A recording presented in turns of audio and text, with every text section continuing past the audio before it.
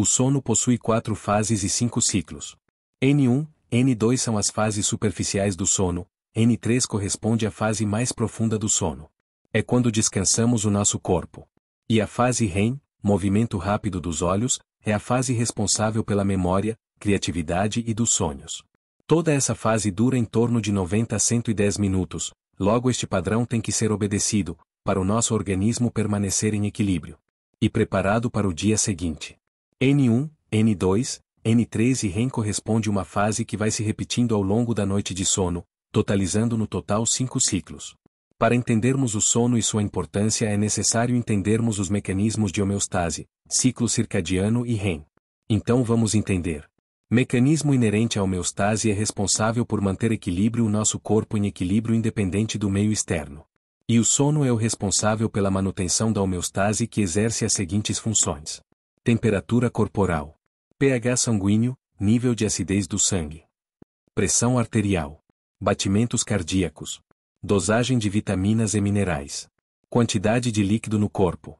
Homeostase da glicose. Como visto acima, quando dormimos mal no curto e longo período poderemos desenvolver doenças, como pressão alta, cardiovasculares, ansiedade, perda de memória.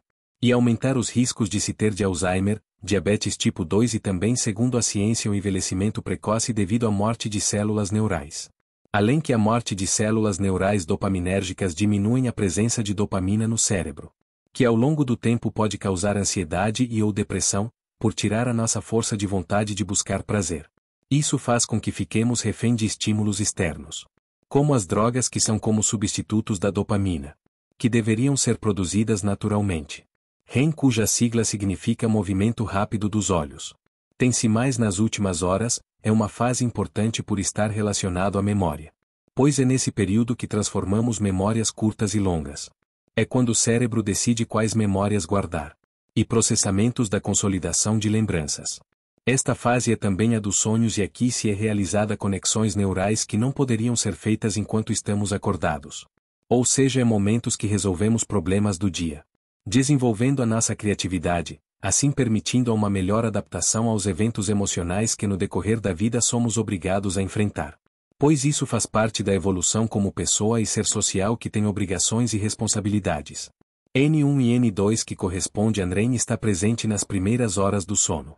Fica responsável pela restauração do sistema nervoso central.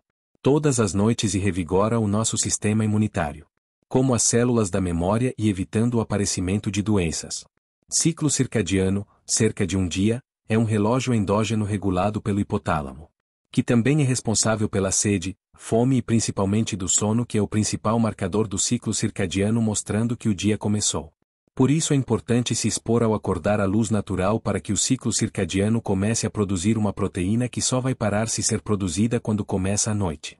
Logo não se exponha à luz forte durante a noite, assim desligar as luzes para ficar em penumbra é importante. Para ajudar o ciclo circadiano. Pois uma noite bem dormida é fundamental para que possamos ter um dia emocionalmente, mentalmente e fisicamente equilibrado. Elementos que induzem ao sono. Ao longo do dia vamos acumulando adenosina, que é um neuromodulador que fornece energia às células nervosas. Esse neuromodulador é quase removida por completo durante o sono. Mas se ao permanecermos em vigília ela voltar a ser secretada nos mantendo acordados. Quando cessa a produção adenosina, a melatonina começa a ser produzida pela glândula pineal, que é um sinalizador de luz do ambiente. Durante o dia seus níveis são baixos e à noite são altos no sistema nervoso central. Assim conseguimos dormir bem, portanto tudo é uma questão de equilíbrio. Quando cessa uma substância, outra começa a ser produzida. Quantas horas devemos dormir por dia? Segundo o estudo feito por Von Chris R., as crianças de 5 a 6 anos devem dormir de 11,5 horas para diminuir o risco de obesidade e excesso de massa lipídica. Além de ajudar no desenvolvimento infantil e ajuda também a diminuir a ocorrência de diabetes tipo 2. Para adolescentes 9 horas de sono são o suficientes, entretanto em adultos 7 ou 8 horas são o suficiente, mas é claro que existe caso específico de pessoas que se sentem bem com apenas 5 horas. Mas são casos raros e vale salientar que o excesso de sono também causa problemas ao indivíduo. Dicas para uma higiene do sono. Dormir e acordar em um mesmo horário, criar uma rotina.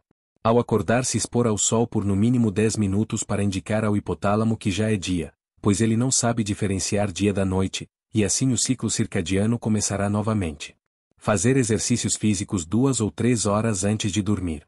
Usar a cama apenas para dormir e para sexo para que o cérebro entenda a função da cama. Não ingerir cafeína após as 15 horas. Nada de trabalho que demande atenção perto da hora de dormir, pois isso aumenta a noradrenalina, assim ficamos em estado de alerta. Ao acordar na madrugada não olhar as horas, pois o nosso cérebro fica fazendo cálculos. Deixar a casa durante a noite com pouca luz, de preferência a luz amarela. Obrigado. Curta e se inscreva no canal.